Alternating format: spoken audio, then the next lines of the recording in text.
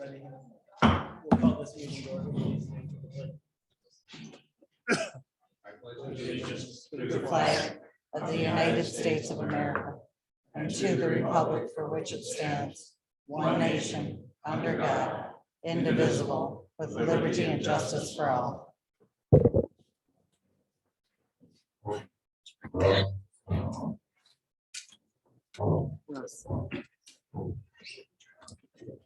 Roll call, please. Trustee Polly. Present. Trustee Lappin. Here. Clerk Palovich here. Treasurer Ellery Summers. Here. Trustee Kroll. Absent. Trustee Reiner. Here. Supervisor Skibby. Here. To the point of adoption of agenda, there will be a couple changes to the agenda. Under new business, there will be a new number 2, which will be a brief presentation by Mac McClellan.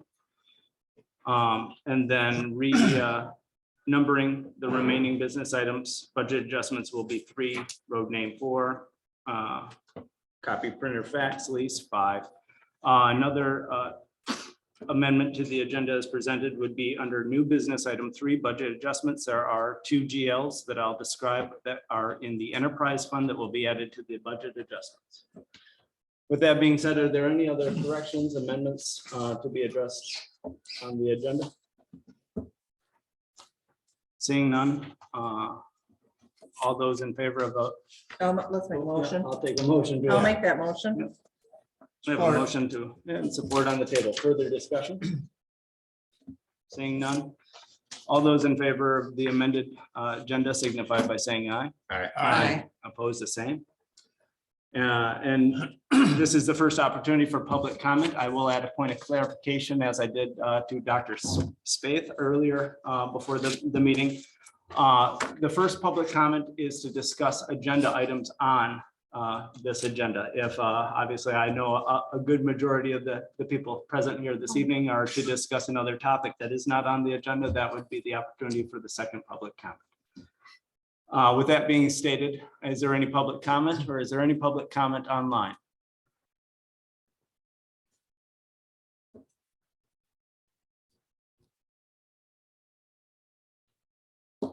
Seeing nothing online, is there any public comment in person to the agenda items as presented?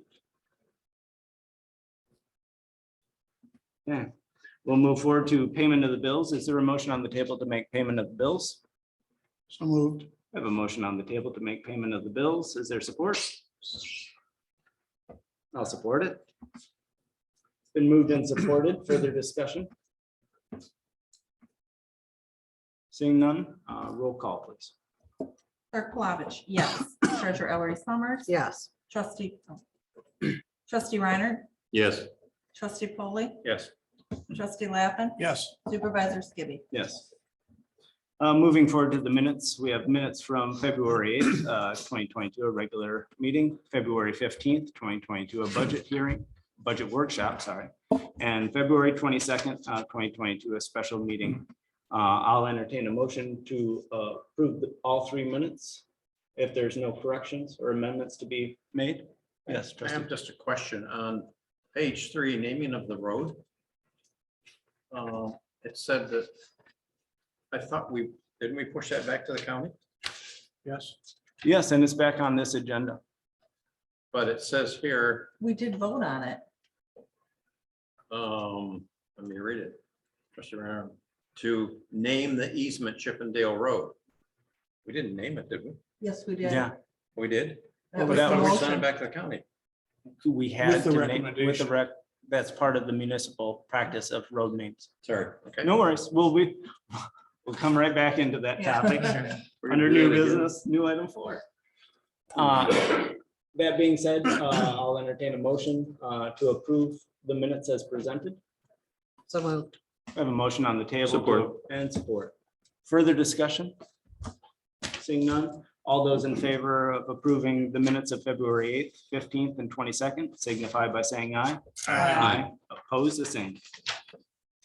Moving forward to correspondence, we have Planning Commission public hearing minutes of both January 31st and February 14th. And then also a letter from the Long Lake Improvement Association, as well as a notice of sunset by AT&T of 3G service. I'll entertain a motion to receive and file the correspondence as presented. I'll make that motion. We have a motion on the I'll table support it. and support. Any further discussion? I just Yes, have go a ahead. question. On the AT&T notice, does that affect us at all? No, Okay. it's just technology with 5G and infrastructure build outs, 3G is becoming archaic. Okay, it just said it was gonna discontinue service and da, da, da. That's all. Some phones are only 3G. I So was if you just gonna only have say, a 3G if- phone, it's if gonna. your I phone just is didn't know if 3G, we it's had done. any that affected us. Okay, thank you. Agree with It Dave. might affect you. Yeah, true. Okay. Yes. So It affected my. have cell at least phone 4G, I monitor guess that's the and long and head short. temperature monitor in my home. So we I had to buy have new a one. motion on the table and support to receive and file. All those in favor, if there's no further discussion, all those in favor signify by saying aye. Aye. Oppose the same. Correspondence has been received and filed. With no old business, we move into new business, and that is, actually, we'll need a motion to open the public hearing. I'll make that In- motion. Okay, we have a motion on the table to open the public hearing in regards to Alpena Retail North LLC. Is there support? Support. Okay, we have a motion and support. Further discussion? Seeing none, roll call please. Trustee Reiner. Yes. Trustee Polly. Yes. Trustee Lappin. Yes. Clerk Palovich, yes. Treasurer Ellery Summers. Yes. Supervisor Skibby. Yes. And at this point in time, we also have Mac McClellan, Executive Director of the Alpena Township Brownfield Redevelopment Authority. We also have, I believe, online, Mr. Tom Wackerman from ASTI Environmental. And so I look to you in regards to the public hearing. Notices have been filed to all the taxable jurisdictions in regards to the Aldi site and the Brownfield plan. We have not received, as of today, the township has not received any correspondence in regards to those taxable jurisdictions. So Mac, do you have anything in regards to the public hearing for the board, or is there a stipulation to a time that we should leave the hearing open? No, not a bit. I'm happy to do the presentation as part of the public hearing, which kind of sets the stage for that. Oh, okay. I guess, Mr. Wackerman, do you have any comments to the public hearing? Well, first of all, I'd like to thank the township not only for allowing us to submit the Brownfield plan and doing the public hearing, but for all their support. They have been very helpful in helping us put this together. As you know, EPA, Eagle has also been extremely helpful and is providing a grant on this property. And this is the final piece of putting together the remediation for that. So I'd like to thank everybody, and maybe I'll make some comments after Mac talks if there's anything intelligent for me to say. Well, then, Mac, the podium is yours. Yeah, it's through my iPhone 5. Thank you. Good evening. My name, as Nathan said, is Mac McClellan. I'm currently serves as the executive director for the Township Brownfield Redevelopment Authority. Also have an independent consulting business as well, Brownfield consulting business. My hair will show that I've been doing this for a long time. I was the Grand Traverse County Deputy County Administrator, and we started the Grand Traverse County Brownfield Redevelopment Authority in 1997. So that's how long I've been working in brownfield activities. So got a just a brief 2-hour presentation here. So sit back, relax. And I'm not sure if I could see that icon to get started there. So if you could help me out.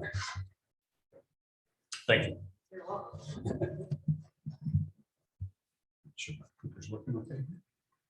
Great. So I just wanted to, I always like to start with the end in mind. So I'm going to kind of summarize what we're talking about tonight. Give a little brief overview about brownfield redevelopment. We provided some context to the Brownfield Authority and thought I'd just take a few moments to talk a little bit generally about brownfield redevelopment.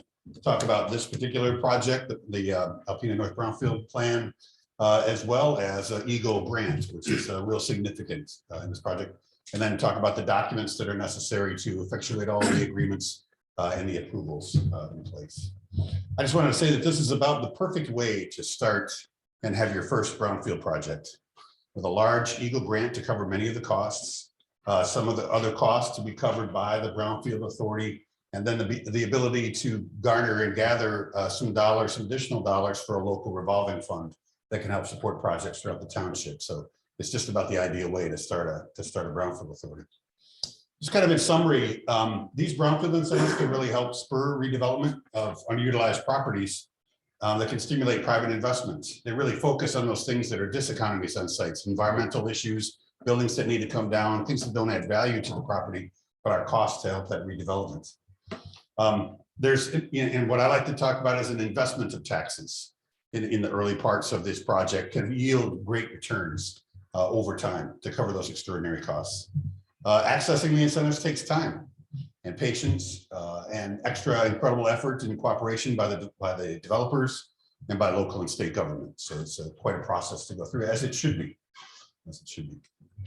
Just quickly on the Alpena Retail North project, Alpena Public Schools is selling the transportation center on M32 for the development of a franchise grocery store and some additional outlet redevelopment. There are some extraordinary costs for environmental due diligence. There are some impacts on that site as well, and the existing buildings first, the asbestos needs to be abated in those buildings, and then the buildings taken down as well that are necessary for the redevelopment. Incredibly, the Township Brownfield Authority has been awarded a $1 million grant to cover most of those costs. So it's a pretty amazing opportunity. We're fairly lucky because this is based on a regulated underground storage tank release, and there's some special funds set aside for that as well that are a little bit easier to access. Now, there are some additional costs that either have been expended prior to the Eagle grant coming on, or that the Eagle grant may not cover or have adequate funds to cover, amazingly. So those are the costs that are included within the brownfield plan. And so as a result, the brownfield plan is being proposed for you to consider tonight to reimburse those costs not covered by that. Those costs are reimbursed over time by increased taxes generated by private investments on the property. So I just, people have misconceptions about what is a brownfield project, and I kind of like to have just a few principles. It's all based on private investment, the ability to generate additional taxes based on that investment in this property. The incentive comes from those future increases in property taxes generated. It has to be a certain type of property, it has to qualify, it has to be contaminated, blighted, functionally obsolete, or historically designated. And there are only certain eligible activities that are available. Any environmental activities, anything to deal with any releases of hazardous substances in the soil or groundwater, asbestos abatement and demolition are the eligible activities that are available within the township. There has to be enough private investment related to the amount of eligible activities to make the return in a reasonable time frame. Typically, a minimum has to be $3 of investment for every $1 of eligible activities on a site. Size, the great thing is size really doesn't matter. It can be a smaller project or it could be a massive project. I've worked with projects with $50,000 worth of eligible activities and with $39.2 million worth of eligible activities. So they can be at any size. There's a great flexibility about that. And time does matter. They take time to put together. They take time to get the approvals. Again, accessing those incentives certainly should take a process to go through. So there are two primary incentives that are available. One is that what we've talked about brownfield tax increment financing, providing the reimbursement of eligible activities on eligible property over time through tax increment financing. We'll talk a little bit more about that in a moment. And then Eagle brownfield grants and loans that can fund the environmental activities along with asbestos abatement and demolition. So fortunately, this project, we're utilizing both of those incentives real well. Just kind of a quick assessment here. What happens on these projects is the base year, much like a downtown development authority, if you're familiar with those, where you establish a base year. The difference is it's only on that particular parcel of property. It's not on a broad district. It's only on that qualifying property. That initial taxable value is set as of the date of the brownfield plan approval tonight. In this case, the initial taxable value is zero since it's a publicly owned facility. The private investment is made and the property taxes increase. As a result, the developer pays the taxes based on the new assessment. So whatever the assessor says the value of that is, times the millage rate is what the developer has to pay for the assessment, writes the check to the township like they would in any normal case. those increased taxes that are generated are captured by Laura and used in an appropriate way. But are captured by Laura and then reimbursing those eligible activity costs that are expended as part of the project there as well. So you can also capture some increase of the taxes after that project is, after those eligible activities are paid off. You can capture additional taxes in an equivalent amount to go into the local brownfield fund. And that's a great part about this project. Because of the Eagle grant, the brownfield costs are going to, in the level of investment, the costs are going to be paid off fairly quickly. And then we'll be able to capture that additional amount into the local brownfield fund. And then after that point, the revenues accrue back to the taxing jurisdictions, just like they normally would. So they're distributed out to the state and local jurisdictions.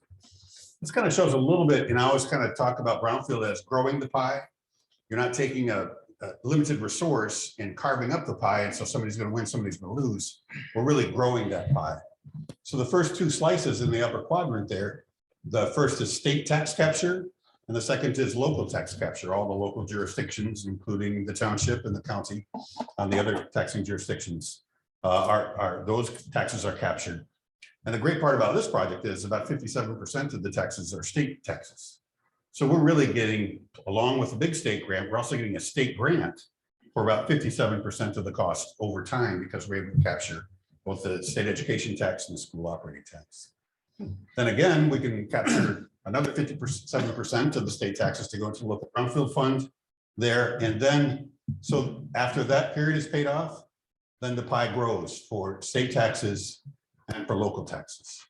So all of those other dollars go back to the taxing jurisdictions. We've made this investment in the upper right corner, and the return is the balance of the costs. So again, the Eagle Brownfield Grant Loan provides up to $1 million grants and $1 million loans for those environmental response activities, asbestos abatement and demolition. The asbestos abatement and demolition cannot exceed 50% of the total cost. It doesn't in this case. And again, the Township Brownfield Authority has been awarded $1 million Eagle Brownfield grant for the project. All of those expenditures have to be pre-approved by Eagle through a work plan. We prepare a detailed work plan and work with Tom and ASTI.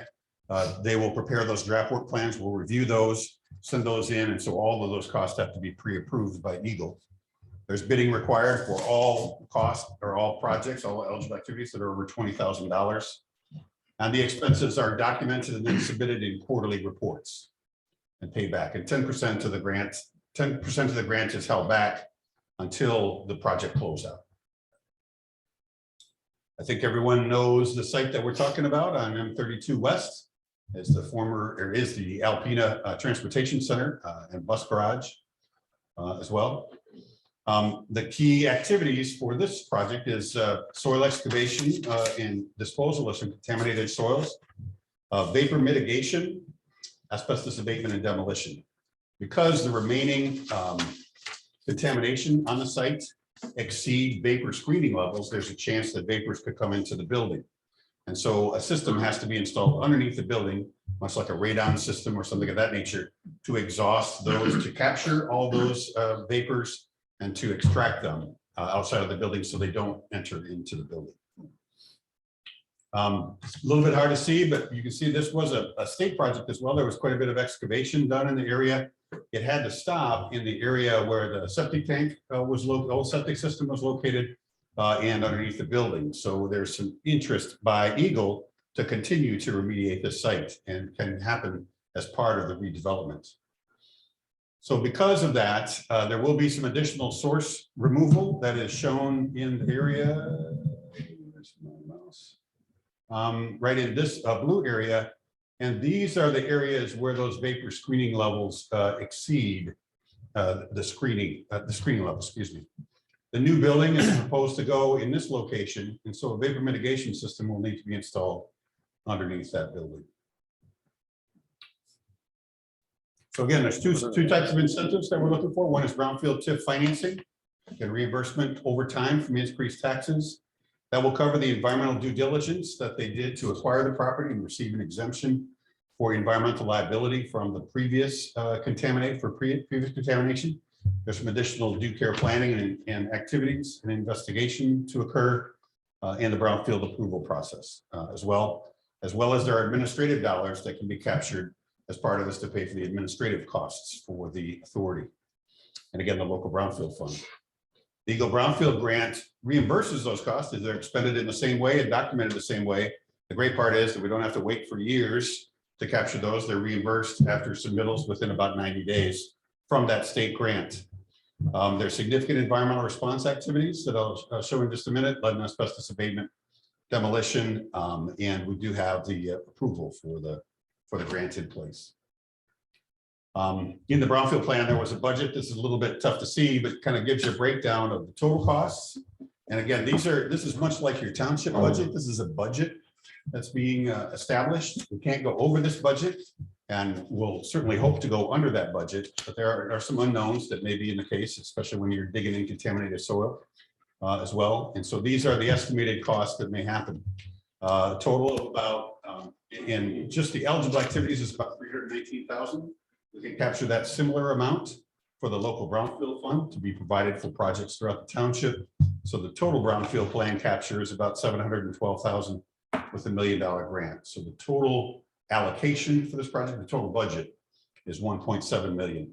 Again, we don't anticipate all of that being used. It will be based on actual expenditures that are conducted.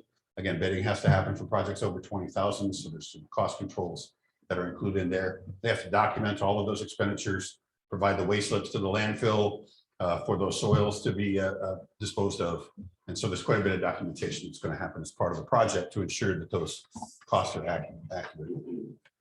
So there's three basic plan documents that are involved in that. First is the brownfield plan that's approved by the Brownfield Authority and you all as the governing body. An Act 3-1 work plan for state tax capture that's approved by the Brownfield Authority in the state, and a reimbursement agreement that is between the authority and the developer. So there's three essential roles here for the developer. They finance and build the project. They've got to come up with the cash up front to do the project, to conduct the activities. They have to document those eligible activity expenses. And of course, they have to pay their taxes on time, since we're depending on those taxes to do that. The Brownfield Authority has to ensure that the project and the eligible activities meet the state act, which lays this out. They approved the Brownfield plan for tax capture, which they did on February 1st. Capture those TIF revenues and then reimburse those approved eligible activities to the extent of the Brownfield TIF. We're under no obligation to pay anything except for the dollars that are generated by the project. The Township Board notifies the taxing jurisdictions at least 10 days before the public hearing, which we've done. Hold the public hearing, which we're doing now, and approve the Brownfield plan for capture.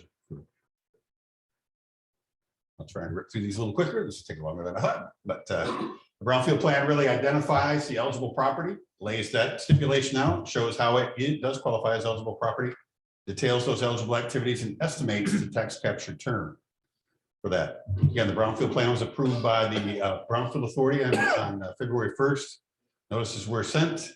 The public hearing is held tonight and approved by, and to be considered by the Township Board.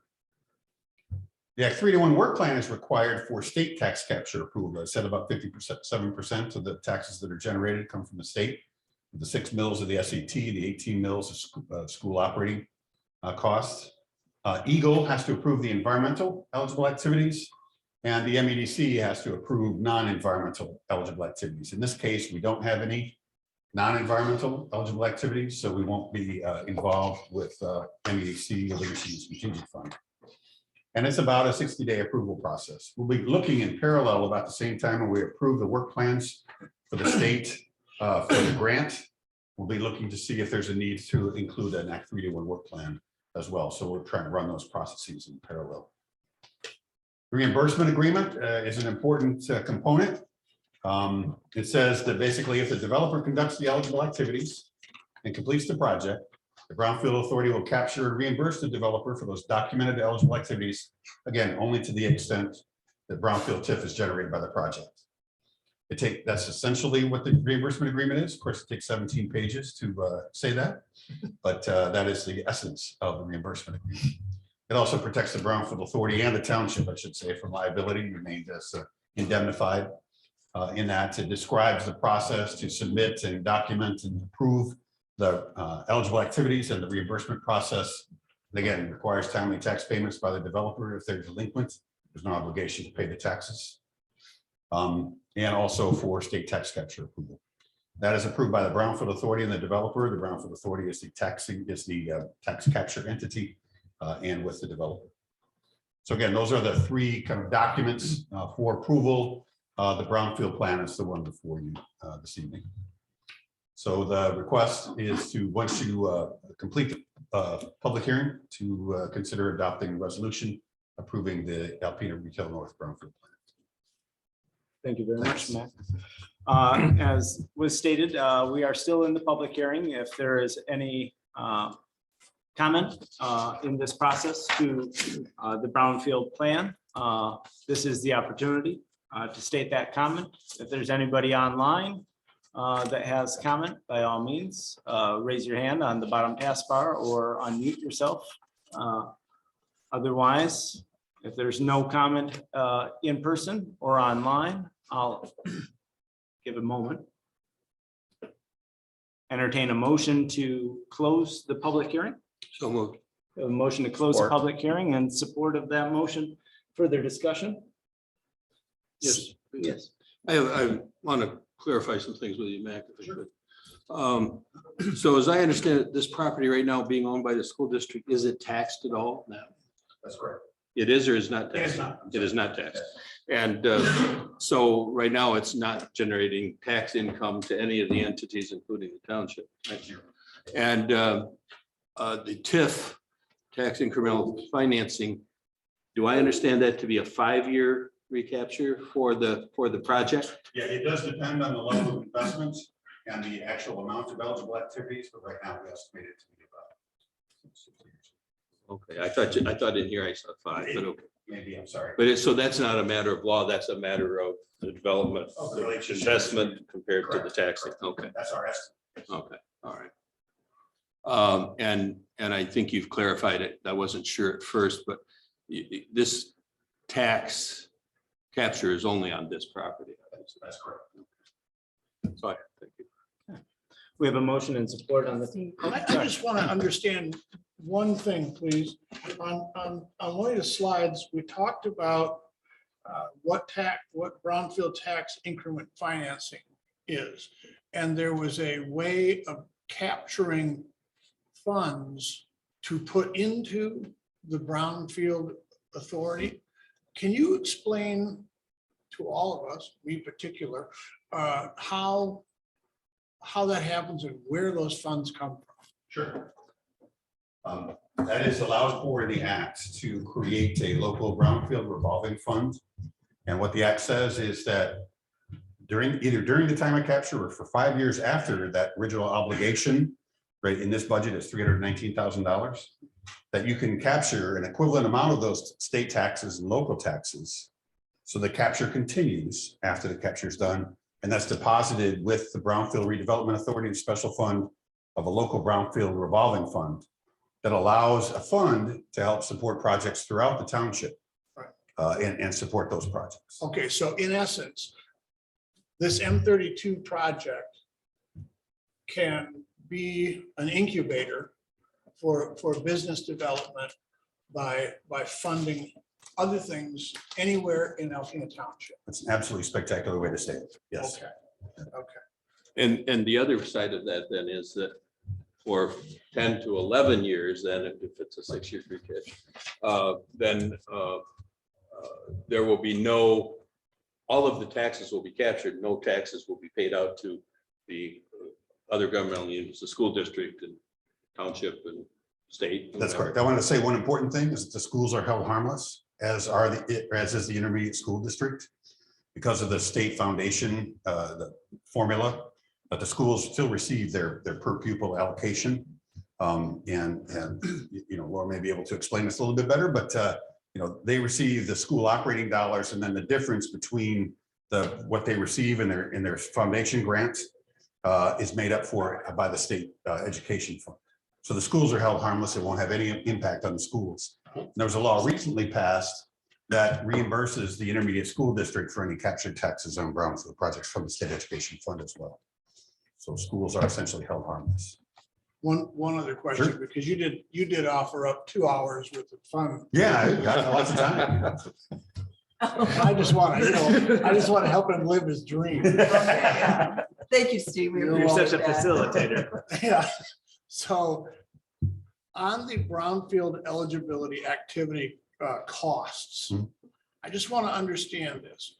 If there is an expenditure of 1.7 million, that's over, those monies over the brownfield million are a cost of the developer and not of the municipality, right? Yes, anything over the budget Right. would be an obligation of the developer. So Understand your question. The township is held. the township has, other than having the land in the township, we don't have any other skin in the game, so to speak. Yes, that's right. Okay, thank you. Your taxes on the Yeah. project will be captured Right, along right. with all the other taxing jurisdictions. But we made, and we had quite a conversation with the Brownfield Authority of the reimbursement agreement has quite a bit of information in that about how, which protects the, any liability for the township, even if cost concern, that's all on the developer to make those, as long as they follow the rules and it's all pre-approved and all of those items happen, they'll get their reimbursement. Anything over that amount is their obligation and responsibility. So we're under no obligation to pay anything except what the Eagle Grant will fund or what the Brownfield TIF will fund. All right, thank you. Now, may I? By all means. Did I understand the total budget was 1.7 and we have a grant for $1 million, or is it Yes. more than that? Nope.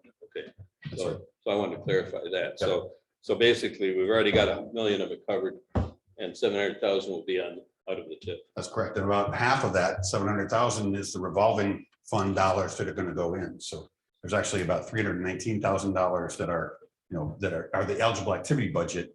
And then the other balance of that to get up to the 712 is about is the revolving fund. Oh, yes, Mr. Wackerman, would you like to add? No, clarification? Mac answered it. I was going to Okay. point out that 1.7 million includes administrative costs, a revolving loan fund for the township and the state revolving loan fund. So it's not that there's $1.7 million in reimbursement to the developer. It's $1.7 million all in with all those other things. I will say one other great thing is that the Eagle Grant provides for administrative costs for us managing the project for the Eagle Grant as well. That's not always the case in grants. So we'll be able to have any administrative costs covered there for Laura Michelle's time. A great opportunity for Alpena Township. Yes. That it is. That's all I have to say. Couldn't have said it better. Couldn't have said Yeah, it I better. give credit to Tom and his team for putting together a great plan and kind of putting together all of the information for the Eagle Grant, kind of fostering that. So Got an hour and 25 minutes to go. Okay, so we have a motion and support on the table to close the public hearing. Any other opportunity for public comment in regards to this project? Seeing and hearing none, roll call. Trustee Polly, Yes. trustee Lappin, Yes. clerk Palovich, yes. Treasurer Ellery Summers. Yes. Trustee Reiner, Yes. supervisor Skibby. Yes. So there is a recommendation before this board to move forward with the approval of a resolution to the Brownfield Plan for the Alpena Retail North redevelopment. Whereas the Michigan Brownfield Redevelopment Financing Act, Act 381, Public Act 1996, amended as 381, authorizes municipalities to create a brownfield redevelopment authority to promote the revitalization, redevelopment, and reuse of contaminated, blighted, functionally obsolete, or historically designated property through tax incremented financing, TIF, of eligible activities approved within a brownfield plan. And whereas the Township Board established the Township Brownfield Redevelopment Authority, ATBRA, under the Procedures in Act 381 and filed with the Secretary of State on February 9th, 2010 to facilitate the redevelopment of brownfield properties within the township. And whereas the township understands that certain property located at 1357 M32 West, Alpena Retail North redevelopment qualifies as a brownfield eligible property, and that the developer intends to undertake various brownfield eligible activities, including environmental due diligence and due care activities to redevelop the property. And whereas a Michigan Department of Environment, Great Lakes and Energy, Eagle, brownfield grant in the amount of $1 million has been awarded to Alpena Township Brownfield Redevelopment Authority that will reimburse a predominant portion of the eligible activities conducted by the developer on the property. But there are still additional eligible activities for which reimbursement is being sought. And whereas a brownfield plan was submitted to ATBRA for the Alpena Retail North redevelopment, that one, establishes the property at 1357 M32 West as eligible property, two, outlines environmental eligible activities, and three, provide for the capture of the ATBRA for future incremental taxes generated by increased private investment on the property for reimbursement of the balance of eligible activity expenses. And whereas on February 1st, 2022, the ATBRA reviewed and approved the brownfield plan and recommended approval of the brownfield plan to the township board, finding the brownfield plan met the requirements of Act 381 and constitutes a public purpose of increased private investment in economic development, environmental remediation, job creation, and increased property tax value. And whereas Act 381 requires the governing body to hold a public hearing on the brownfield plan and provide notice of the public hearing and brownfield plan up to taxing jurisdictions in compliance with the requirements of Act 381. And whereas the public hearing on the brownfield plan was held on this evening, February 28th, 2022, and notice of the public hearing of taxing jurisdictions has been provided in compliance with the requirements of Act 381. And now therefore be it resolved, whereas the Township Board of Trustees has reviewed the brownfield plan and finds in accordance with the requirements of Section 14 of Act 381 that A, the brownfield plan constitutes a public purpose of increased private investment in economic development, environmental remediation, job creation, and increased property tax value. B, the brownfield plan meets the requirements of Sections 13 and 13B of Act 381 brownfield plan provisions as described in the brownfield plan, consistent with format recommended by the state of Michigan, including a description of the costs intended to be paid with tax increment revenues, a brief summary of eligible activities, estimate of captured taxable value and tax increment revenues, method of financing, maximum amount of indebtedness, beginning date and duration of capture, estimate of impact on taxing jurisdictions, legal description of eligible property, estimates of persons residing on the eligible property if applicable, and a plan and provisions for relocation of residents if applicable. C, the proposed method of financing the costs of eligible activities, funding from the Eagle Brownfield grant through the authority and private financing for the balance of eligible activities arranged by the developer is feasible and described in sections 3.2 of the brownfield plan.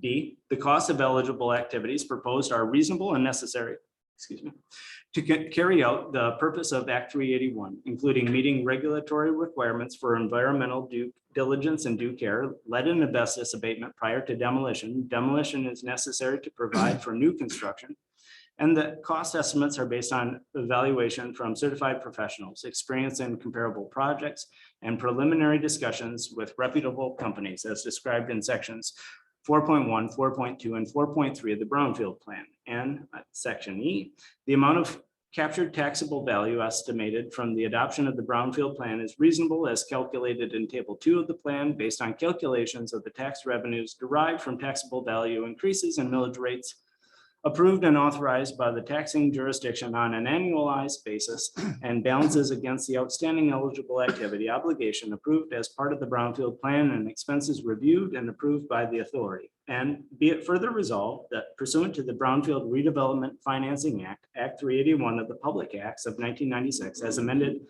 being Michigan compiled law 125.2651, the Charter Township of Alpena Board of Trustees hereby approves the brownfield plan for Alpena Retail South.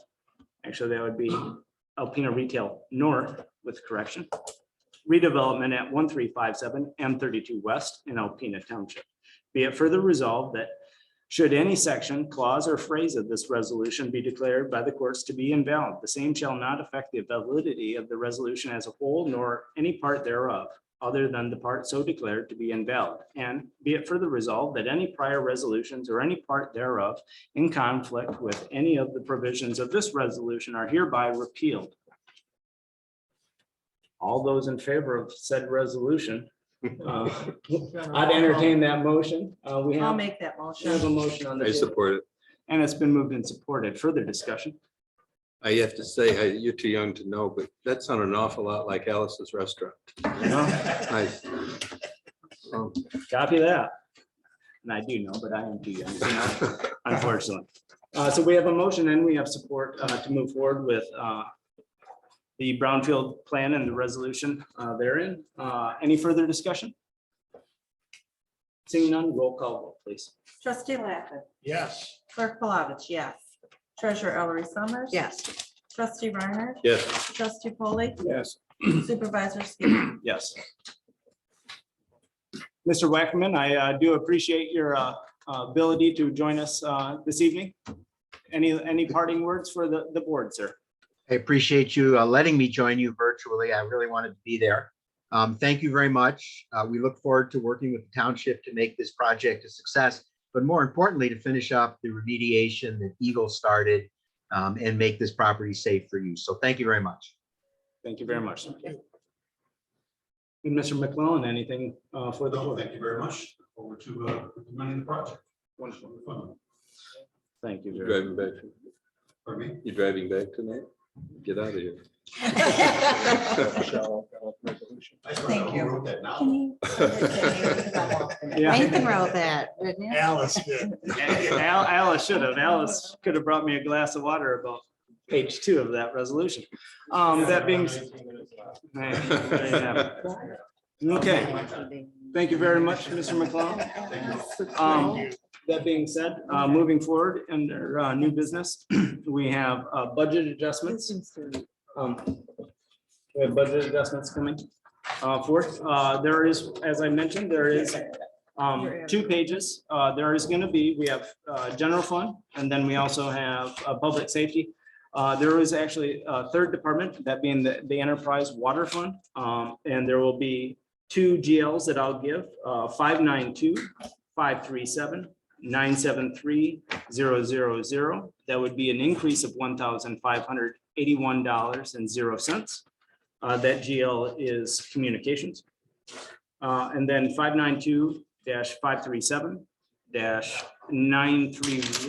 592-537-931.000 would be a debit of $1,581 that would be going transferred to the communications GL. Where is it coming from? I can't remember the name. Okay. I do No, apologize. that's okay. My brain. We'll look it up. But with that being stated, that was the only addition to the 2 pages of budget adjustments. Are there any questions to the budget adjustments as presented? Otherwise, I'd entertain a motion to move forward with the budget adjustments as presented. Yes, trustee Reiner. Just one question. I see we're moving, and I guess maybe I should have just referred back to the budget, but we're moving $1,000 from one part of legal to another section. of Different legal. department. Okay, Yeah, one is planning commission. We're taking it out of the board of Board of trustees Trustees. okay. because there wasn't enough in the planning commissions. Any other questions or comments to the budget adjustments? Otherwise, I'd entertain a motion to move forward with. So moved. We have a motion on the table to move forward with the budget adjustments as presented. And we have support. Further discussion? Seeing none, roll call please. Clerk Palovich, yes. Treasurer Ellery Summers. Yes. Trustee Reiner. Yes, Trustee Polly. Yes. Trustee Lappin. Yes. Supervisor Skibby. Yes. Okay, moving to new item number 4, road name. This is in regards to a previously discussed item of new business, which was the determination of by county ordinance to name Chippendale Drive. This is the point of clarification that I'll give this board. The parcels that were previously held in tax deferred holdings with Alpena County treasurer have been purchased by the resident that now owns the easement. And by Alpena County ordinance, the owner of the easement is the entity or individual that has the legal ability to name said easement. Now having had purchased that easement, which is the first primary parcel off the perpendicular primary road, he has the authority to name the easement. And having purchased those two parcels, his request is to name formerly known as Chippendale Drive, Bronco Trail. And with that being said, I'd entertain a motion to that effect. Wait till you get the motion on the table. I'll make that motion. We have a motion to move forward with the naming of easement from Chippendale to Bronco Trail.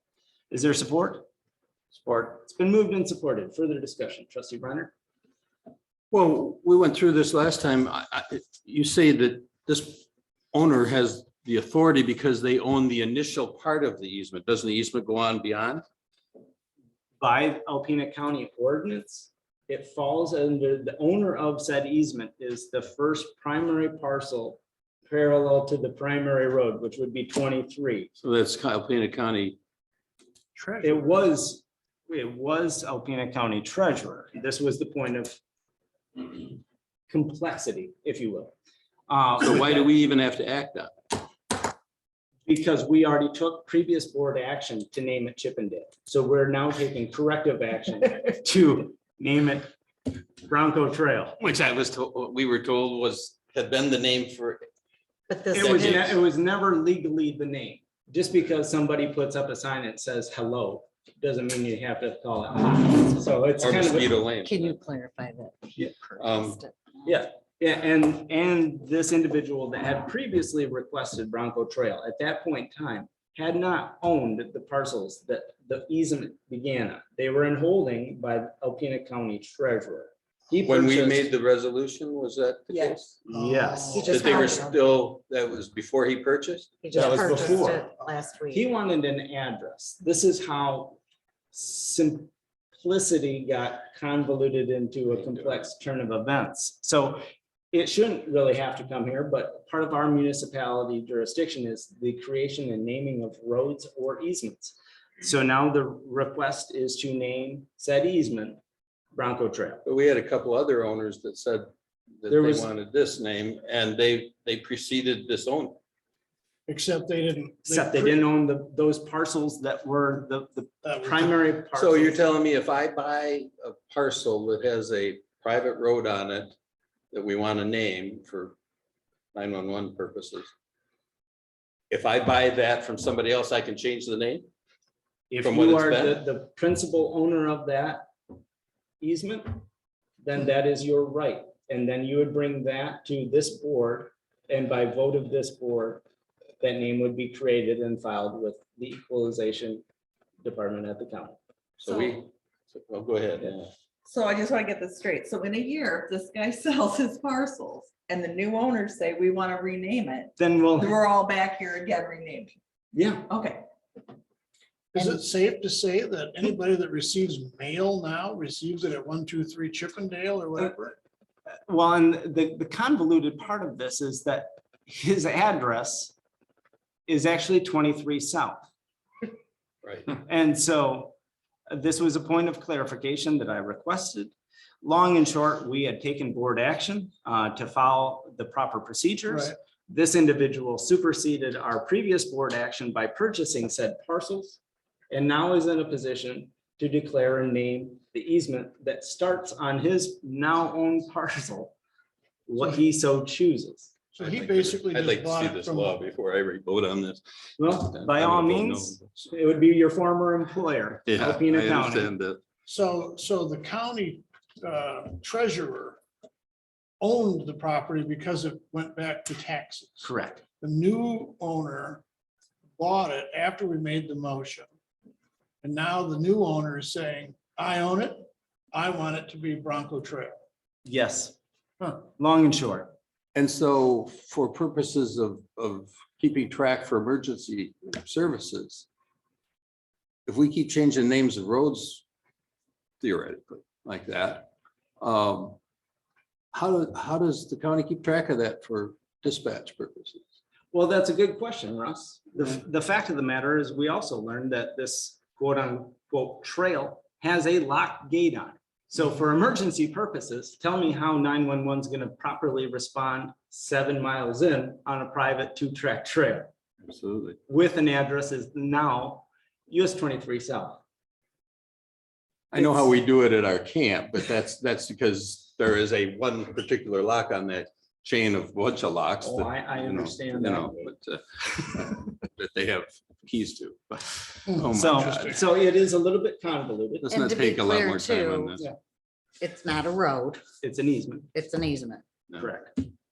Still, it still follows the same ordinance that I've asked the county administrative executive director, Mary Catherine Hanna, to revamp their own ordinance because of its convoluted, unclear technique. Yes. But on a good note, Yes. with this gentleman buying that property, it gets it back on our tax roll.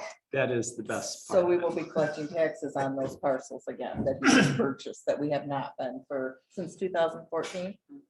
What's that got to do with the road name? Well, It's Eh. plus in all of this for us. So am I to understand then that the county of Alpena is going to revamp whatever ordinance that they have? I've so asked To them. clarify that? I've asked them. So this is a big push, and this will be a topic that we'll have an opportunity for clarification at our upcoming MTA meeting. Because our previous presenter has other obligations. So I believe that MTA, and correct me if I'm wrong, Laura, we're now going to have equalization kind of discuss, And the 911 driver. and the 911 director discuss this new push to reaffirm road names for emergency And purposes address. and addresses. I move to table until our next meeting. We have a motion on the table Well, to, we have a motion on the table. to Yeah, table the but road that's a first. preferential motion. Well, a motion to table is a Okay. preferential motion, I believe. and I'm going to acknowledge the initial motion on the table. So we already had I a don't mo- think you can, under rules of order. But okay, so preferential, correct me if I'm wrong. He has the ability to table with, if there's support to the motion to table, correct? I'd First, still- there'd have to be that. What? First, there'd have to be support. Yeah, so is there support to table this topic? I'll support. To table it. Yeah, Table it to a certain meeting I date. certain guess for well, the then next clarify, Tuesday. if you would, Yeah. to friendly. Motion to table it till the next March 8th. March 8th meeting. Okay, we have a motion on the table. So this one's off. No, it's just pending. So there's, actually, sir, I run this meeting, but I appreciate your hearing. So we're gonna vote on the Voting table. now on the table first. before we go. Yes, correct. And that was made by Trustee Trustee Reiner and Reiner and supported. supported by Ellery Sims. Further discussion on the motion to table to the subsequent meeting of March 8th. I guess I don't understand the purpose of tabling it. We're having, give the county some room to decide what they're gonna do with this. The county is waiting on us. We are the municipality that actually sends them the request by the owner's request to name an easement. My point is this, that the purpose of the county, you asking the county administrator to move towards changing the ordinance, if they start moving in that direction, then what we've already done, we've done. And so, There's a motion on the table in support to table. Is further discussion? I'm not sure it's a discussable motion. Laura. I Oh, just sorry. wanted to discuss, my thought for tabling is Wednesday at the MTA meeting, which all townships will be invited to, can learn more about this and get a better education at that meeting to ask questions and maybe make a better informed decision. I don't know if we're even supposed to have discussion on a motion to table, but I will add to that, that I want to see the ordinance, the county ordinance. I can forward it. It was sent from Ted Summers Equalization Department. We'll have a chance to talk to Ted day after tomorrow. Which sounds great. So any further discussion? Roll call. Trustee Reiner. Excuse me, Yep, sorry. please read that motion. The motion is to table the renaming of Chippendale easement. Till the next meeting. The March 8th. Okay. If you're asking me a motion on, or response on the motion to table, yes. Trustee Polly, No. trustee Lappin. No, Clerk Plavich, no. Treasurer Ellery Summers, Yes. Supervisor Skibby. No, So that brings this motion back on the table, brings that motion back to the table. which is motion by Clerk Plavich and supported by trustee Polly to rename it to Bronco Trail. Yes. Further discussion on the previous motion? Seeing none, roll call. Treasurer Ellery Summers, I'll vote last. trustee Reiner, No. trustee Polly, We're saying we're gonna, you're gonna rename it to. yes, Trustee Lappin. yes, Clerk Plavich, yes.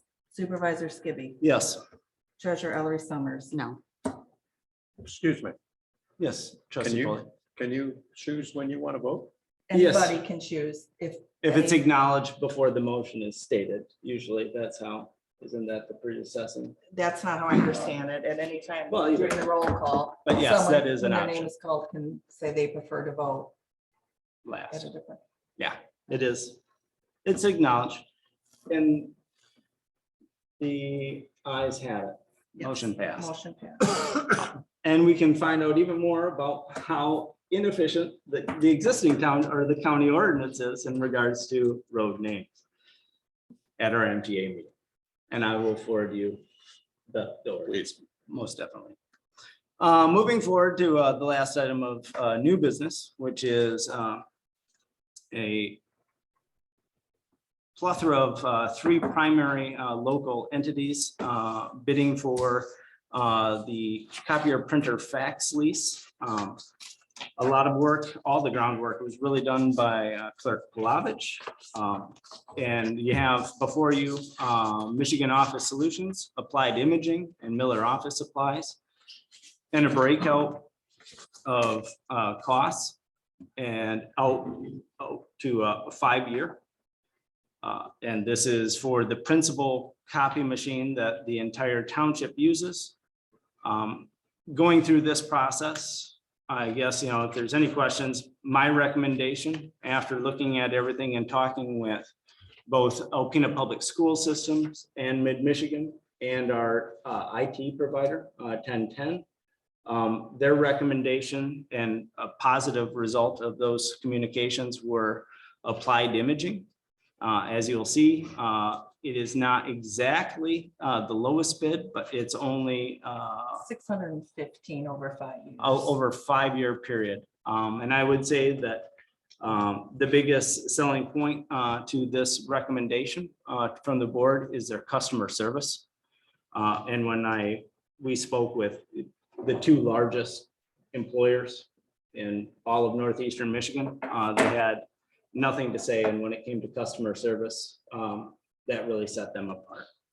But Do they have a branch here in Alpena? yes, Oh, okay. I couldn't find anywhere where they're. They guarantee 4-hour turnarounds. yeah, it's right on Chisholm Street. We just started doing business with them too, and no complaints.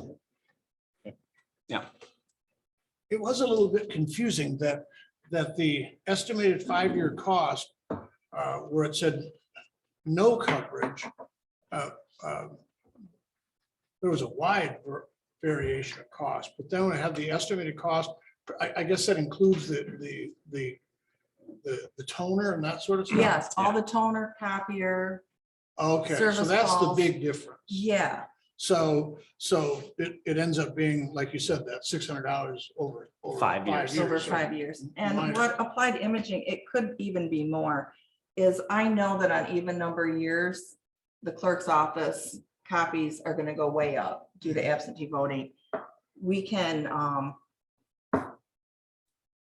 reconcile it each year. So I can say next year, when I know I'm not gonna have a lot of elections, we can bring the number down and not pay for as many copies.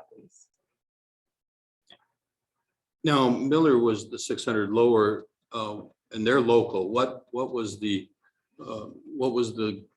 reason for not considering them? They do the counties, I think. You know, so as far as I know. Their customer service, I'm not gonna say it's bad, but it's adequate, it's okay. I would think they could I respond actually had fast. to call them several times to even get a quote. Their quote came in at the last minute. Yeah, no, it's being here on a daily basis. You would think that, and actually Applied Imaging has a local office. So that, They're welcome. that's on the same page. Yes, I will. So one, I know we talked during this process, because it's been going on for a It while, started in November. that Applied Imaging has some kind of a folder or something that I'm not sure what you're talking about. I thought because Kelly, or printing of, or a The folding folding. machine or something that could be This attached to. includes a folding machine where Kelly could print all of her bills like within an hour, stick it in the folding machine, and they would fold in a half hour, 45 minutes, and she would not be Tying using up the that machine. for at least one full day every month So doing bills. upon every billing cycle, quarterly billing for DPW staff prints during working hours, obviously. Which on a working day, that process usually strings out 4 to 6 hours of that machine being tied up, which means that disallows every single other office. That wasn't an option with Applied Imaging. This is now, because that was an internal function of that machine. With Applied Imaging, this is now an ancillary. So once the printing's done, it's not being tied up, taking the longest part, which is the tri-fold process.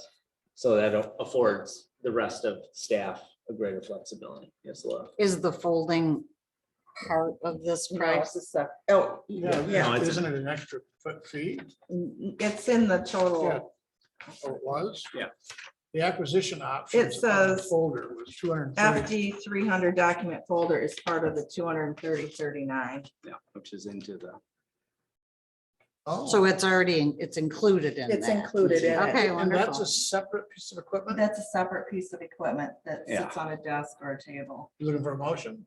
I Make a would, motion to move forward with the copying company being Applied Images as presented in the packet. we have a motion on the table to move forward with the bid from Applied Imaging. Is there support? I'll support that. It's been moved and supported. Further discussion? This is unanimous among staff that this is the best option. I mean, Laura and you as well. Oh, absolutely, yeah, especially if, When you If when it you affects lose the an water entire goods. day to right, being able to print, Well, Or- the other equipment doesn't have that? The other companies didn't have and that? it would be an option? additional cost. It would be additional cost. Because that's the problem right now with the machine, the upgrade that was presented, I believe, actually, that's an internal function of that machine. So, right, yeah, you're kind So of, it's- once you're in, you're in. it's not only printing, it's folding in that So I same guess- machine versus this is, I guess just in terms of time management, that $600 is more than paid back. Exactly. Well, All right, so we have a motion and support. If there's no further discussion, roll call, please. Trustee Reiner, Yes. trustee Polly, Yes. trustee Lappin. yes, Clerk Flavich, yes. Treasurer Ellery Summers. yes. Supervisor Skibby. Yes.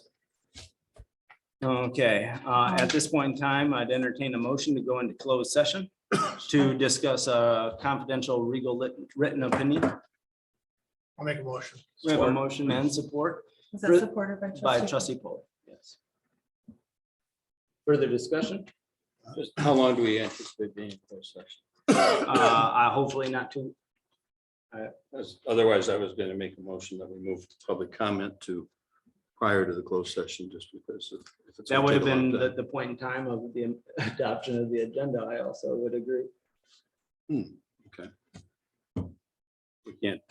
I don't move think to it should take change the too agenda long. now. Once we adopt the agenda, trustee Reiner, the agenda. All is right, all right. Hopefully not too long. That's, I guess, my comment. So we have a motion and support to go into closed session. Seeing no further discussion, roll call vote, please. Trustee Polly. Yes. Trustee Lappin. Yes, Clerk Flavich, yes. Treasurer Ellery Summers. Yes. Trustee, sorry. Trustee Reiner, Yes. Supervisor Skibby. Yes. And we will be back. Hopefully this shouldn't take very long, obviously. So we'll let you guys know. There's if. He's gotta leave. It may be warmer in this hallway than standing out front. And the restrooms are all the way down on your right for both the men and the women. I do appreciate your patience. Hopefully we didn't take too long for you. We are now done in open session. This is the opportunity for open public comment. If you have public comment, our request is to please stand to the podium, state your name for the record, and you have 3 minutes.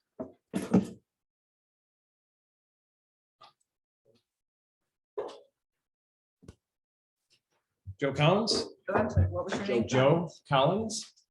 And I would like to request that when the issue of marijuana comes before the trustees, that first of all, there's a no vote, and that is no longer a part of consideration within the township.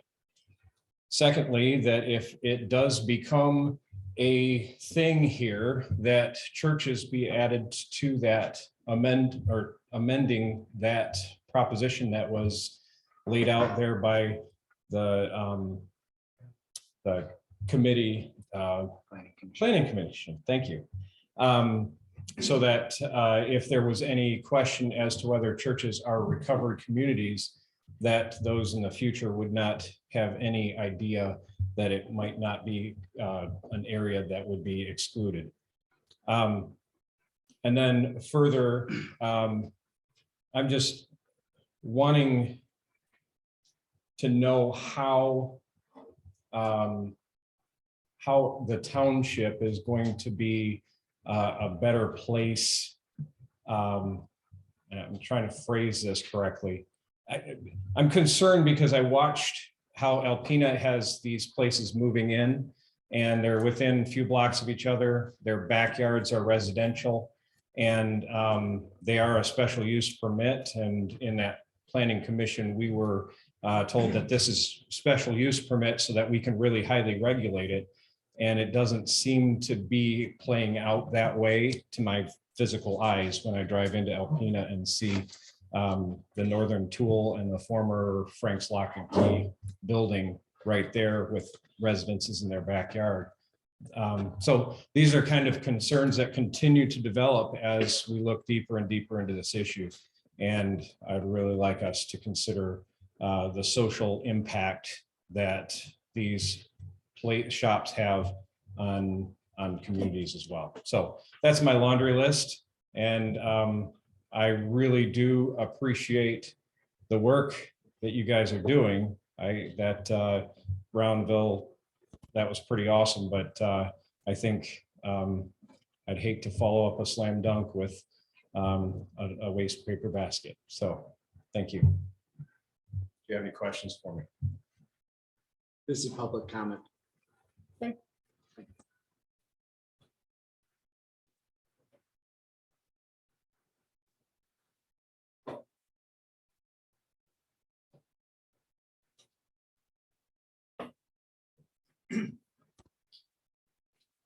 I'm Dr. Donald Spaeth.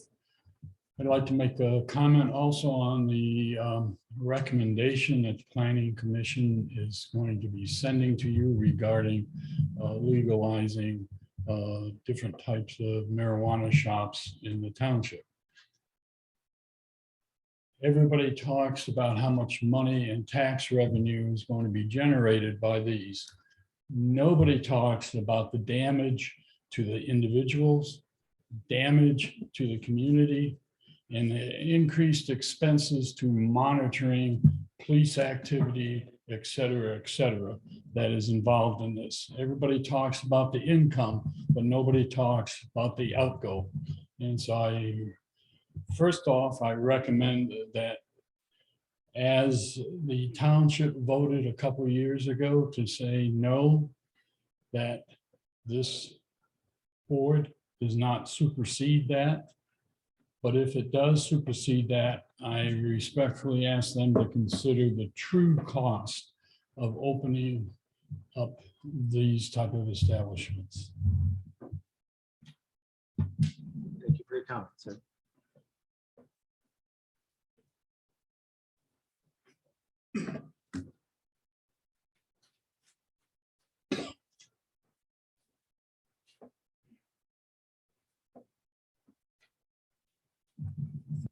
Evening, my name is Lloyd McClung. I oppose the sale of marijuana in the town, in the township. And for reasons that I'm not sure have been vetted or discussed. And I'm going to use a couple of words that associated with marijuana over long term, that there's consequences that would include mental illness, violence, psychosis, schizophrenia. And how can I say that? Well, as I told the planning board, there's an article in the Empress magazine of Hillsdale College that takes you 10 minutes to read it, but it gives you the science, if you will, behind these conclusions about how dangerous this is for the community long-term. And if you're going to vote to implement the sale of marijuana in town, I beg you, please read this article first. And then if you can still vote for it, I don't think you can. I just don't see how we can introduce such a plague into our city, our township, and feel good about it. Okay, it's legal in the state of Michigan. How did that happen? Well, you know the story about the Trojan horse and how the horse got inside the berry. You know, it's kind of a Trojan horse thing. It kind of slid it in while the voters were not paying attention. It happens a lot in politics, but I think that's how it happened. And as the gentleman has already pointed out, it's already been, the township voted no when this came up as a ballot issue. And so there's your answer. And what are you going to do with that information that you got? The township has already voiced itself, and it's made legal, yes, but you have the decision. You can say no to this in our township. And I just urge you to do so.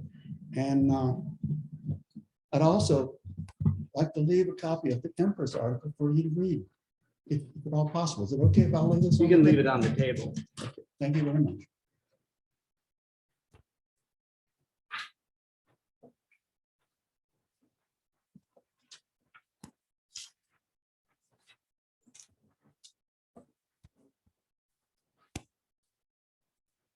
Good evening. My name is Eric Hansen. This is my community. I grew up here. I'm raising a family here. I choose to do so. I'm not here to talk about the health effects or anything of marijuana. That's been talked to ad nauseum.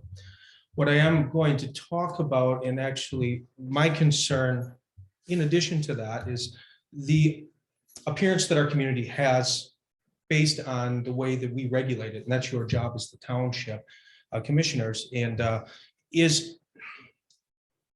any of you traveled recently and driven into the state of Michigan or driven into a community? The first thing you see is 10 billboards that advertise marijuana. Is that really what we want for our community? To be honest with you, it makes us look pretty bad. There's different levels that we strive for within our community, and that should be of excellence. And I would hope that we would strive for that within our community. I frankly am disgusted by the amount of billboards and the advertisement that comes with that. Again, I'm not here. These folks have talked quite a bit about marijuana and its use. I personally don't think it should have been legalized, but that's irrelevant. That's happened. We are talking about our community and what we can do here within our community, and that is up to you. We can't put up a billboard that advertises cigarettes. We can't look at the Marlboro anymore. That's illegal within the state of Michigan. And yet driving into the city of Alpena, every single avenue has a billboard for marijuana. I think we have to question what that makes us look like. Liquor within the community is based on population. There are only so many licenses that are administered. I think we have to look at that if this is being administered within our community as to how many shops, what are they, where are they placed? To what population base? We can't allow this to be the Wild West.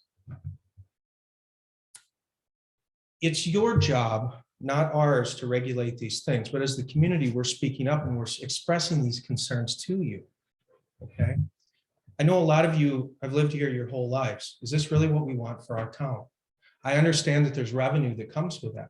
But also keep in mind, there's also the backside of that. For instance, in Kalamazoo right now, there's lawsuits that are pending against the municipalities regarding billboards because it is a gray area, for instance, against, you can't put up billboards against cigarettes. So there is the legal aspects of this as well, which has to be looked at. I think there's a lot. 30 seconds. I'll get there. I think we have to look at those things as well. And so I please ask that you do so before you make a decision on any matter. Thank you.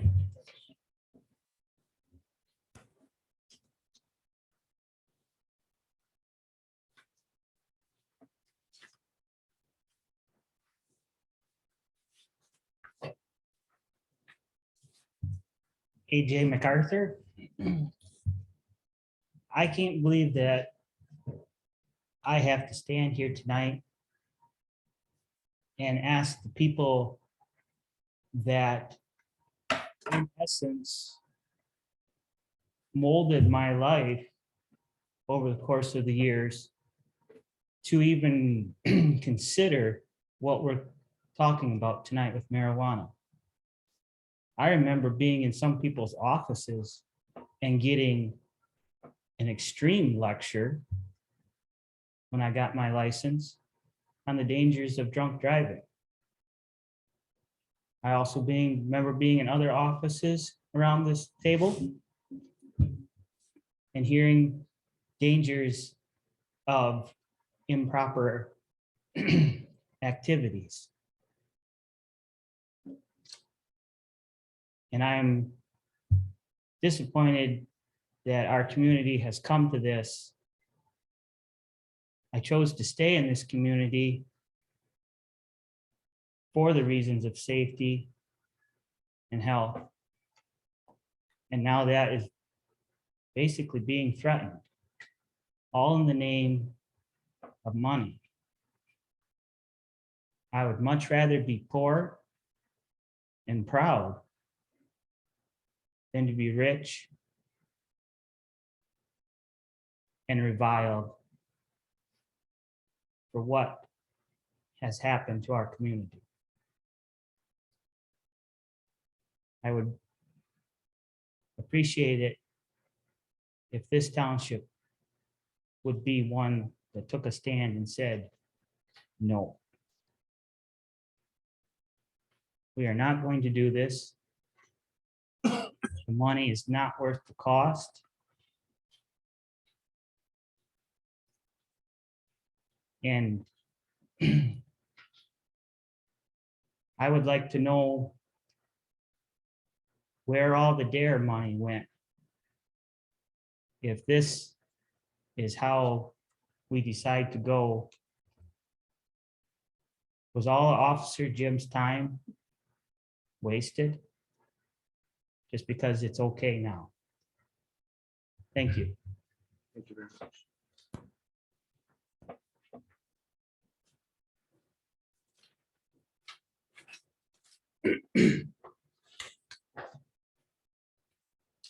My name is Warren Hoffman, and I am the senior pastor here in George Fellowship, M32 West.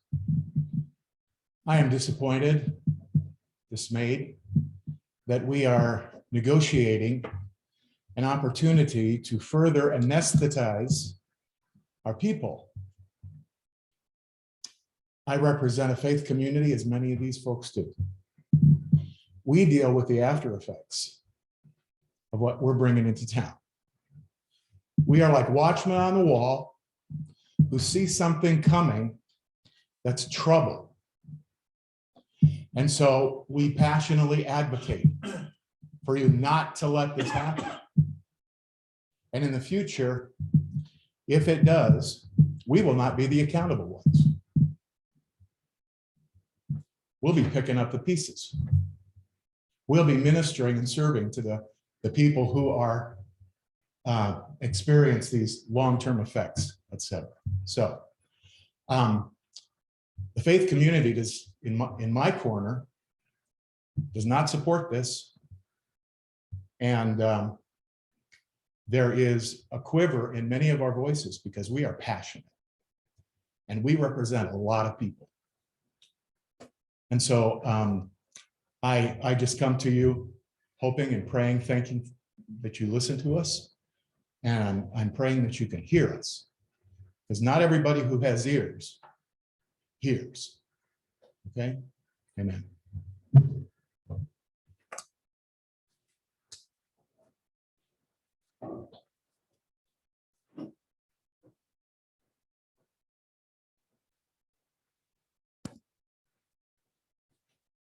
I'm Pastor Gary Smith, and I concur with Pastor Hoffman. You see dollars. This is what it's all about. We see the wrecked lives. I hear the stories about the little girls in our church that have to go upstairs. They cover themselves up with a blanket to make a tent so they can't smell, try not to smell the marijuana smoke their father's burning in the house. We deal with the people that you don't see the faces of. You don't see their stories. We're the ones that hear the story. We hear the heartache. We hear what goes on. We know how this affects them. Far better than I'm sure most of you do. Maybe there's some exceptions. But this is a very, very bad thing to bring into our community, to allow in the township. We already have, how many are going to be allowed in the city? They're popping up everywhere. You go across the state, Traverse City, there's a pot shop on every corner. And as like the young man said about the billboards, is that the type of advertising we want for Alpena as a tourist attraction? It's not a place I want to take my kids to if I had young kids or my grandkids to a place like that. So you are accountable. Government's job is to look out for the people, protect the people. And so you will be accountable for all this, maybe not on this planet, but in the life to come. So I ask you to really consider this in a heartfelt manner and not just go with the pressure of the money. Thank you.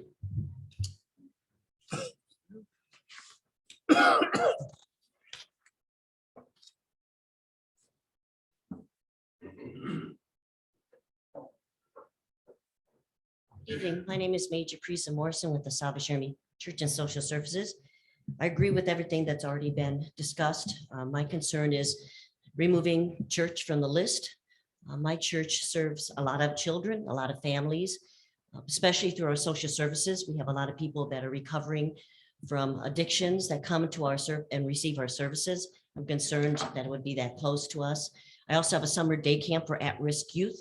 The reason why they come to our camp is because of issues not only with the children, but also with the parents, that some of them are struggling with addiction or other issues. And so having those children there around that would be disturbing. Again, we also have our rentals, and we rent out to Alcoholic Anonymous. We also rent out to the Boy Scouts and the Girl Scouts, and we also rent out to Narcotics Anonymous. So again, having a facility close to that would be a temptation for those people. And again, we're working very hard to get people back on their feet, to get off the addiction, get them back on their feet, to be a better part of the community. And we just think that this would be a part that would really put them back to being more of a concern for us in the community. And thank you very much. Have a good evening.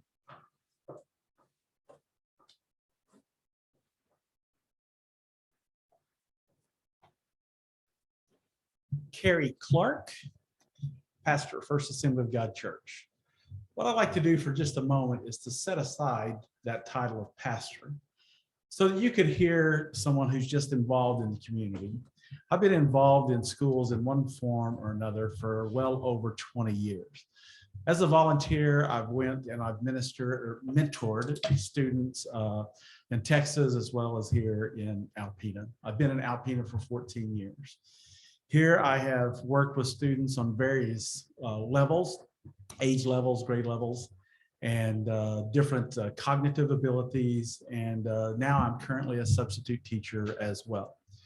And in those roles, I have seen how drugs in general, and marijuana is a gateway drug, how they have affected time and time again the lives of students. I can't tell you how many times students who have said things that are so hurtful and so painful as a result of what their parents have done in a relationship to drugs. A few years ago, I was in, I won't say where, but I was in the classroom, elementary classroom, And a 3-year-old boy just said, I want to die.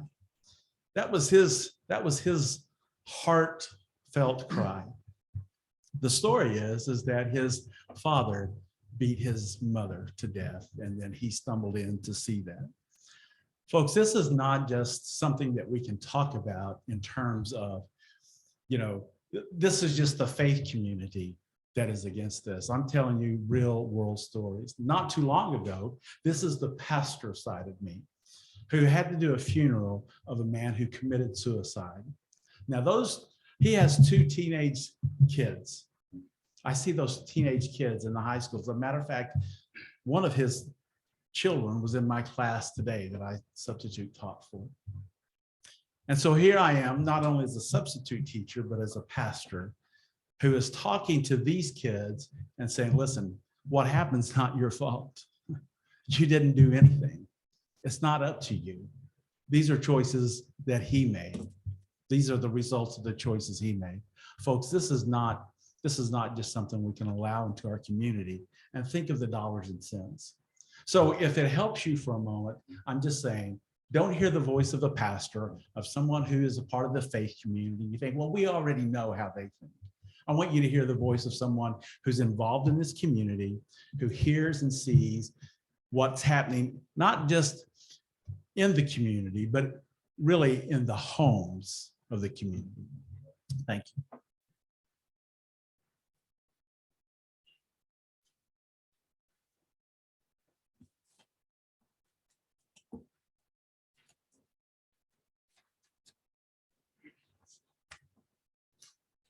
Terry Denmark. I was here not here, but I was at the planning committee session on the 31st of January, and a comment was made, well, it's legal, we're trying to control it. And the thought came to my mind after I left that meeting and was driving downstate and got off the exit to go into where Northwoods is, Pinconning. And I pulled up to the stop sign at the exit, and I could smell marijuana. And I thought, whoa, that's interesting. You can't even stay away from it in your car. But while I was driving that trip, I thought, you know what? I'm the treasurer of Options Pregnancy Center, and we do a lot of work trying to save babies, trying to save lives. Abortions are legal. How many abortion clinics do we want in Alpena? Just because it's legal doesn't make it right.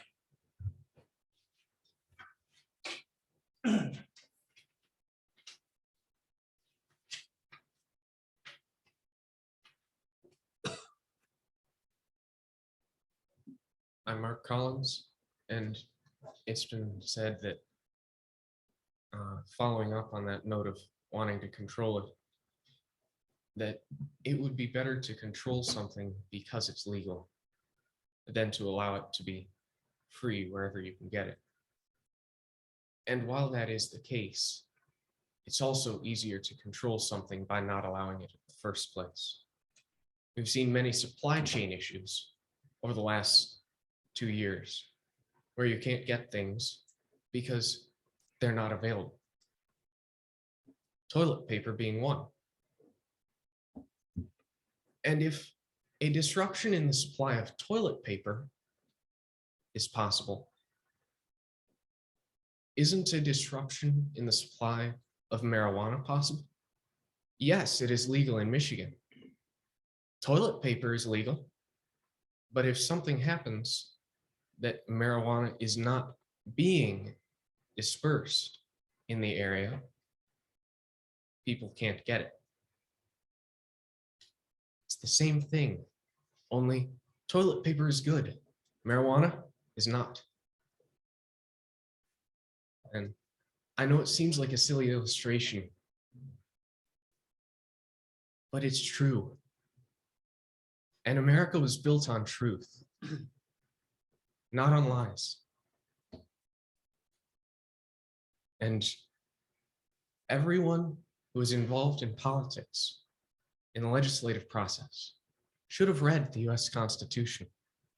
In the US Constitution, the preamble, it states that we, the people of the United States of America, in order to form a more perfect union, establish justice, ensure domestic tranquility, provide for the common defense, promote the general welfare, and secure the blessings of liberty to us and our posterity, do ordain and establish this Constitution for the United States of America.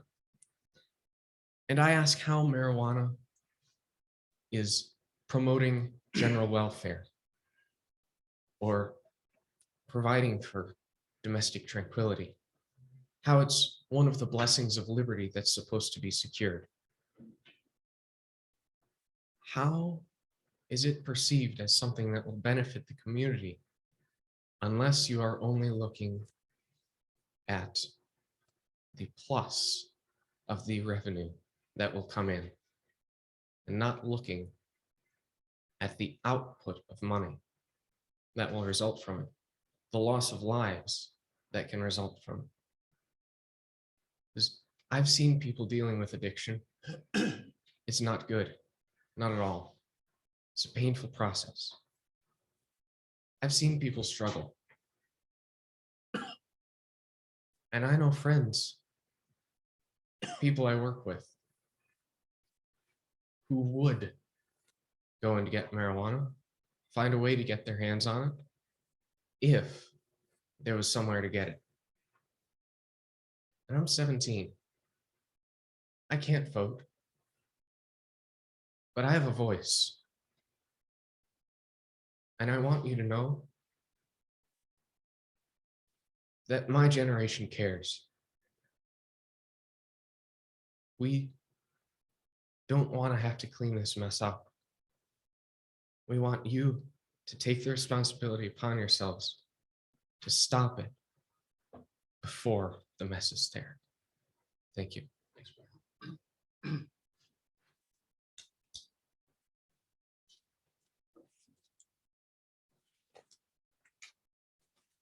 Is there any public online? If so, please use the bottom taskbar to send a message or raise your hand.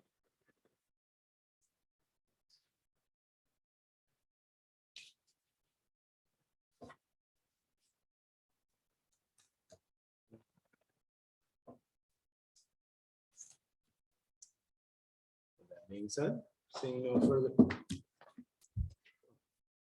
Here. Point. Just like he might. With that being said, is there further discussion by the board? I do. Do we know when the proposal from the proposed ordinance, whatever it is, from the planning commission will be on our agenda? As of yet, it just was heard at the county planning. And so I don't know if the proper procedural aspect is that they send an official letter. They have a 30-day option for comment. They've hit that. So I don't know, I guess we'd have to look into that statute to make sure that we're abiding. We don't know if it'll be on March 8th or March 28th. Well, do they send, this is the first time out of all the ordinances and all amendments that they've actually. It sounded as if they were going to comment. Yeah. Okay, then I'd say we wait for that, but and if they waited too far beyond the 30 days, then we would schedule that at a regular meeting. They conducted that meeting, what? I think a week ago. 24th. That was last week. Yeah, I believe it was on the 24th. So we'll wait until we get that official document and go from there. And then a reminder that with the charter township, any ordinance gets introduced first, so it can't be adopted at the initial meeting. That would just be read. So any other discussion by the board for the greater good? If not, I'll entertain a motion to adjourn. That motion. We have a motion on the table by trustee Polly. Is there support? Support. It's been moved and supported. Further discussion? Seeing none, all those in favor of adjournment signify by saying aye. Aye. Opposed, the same. Meeting adjourned at 7:58. Thank you very much. Thank you, everybody, for coming.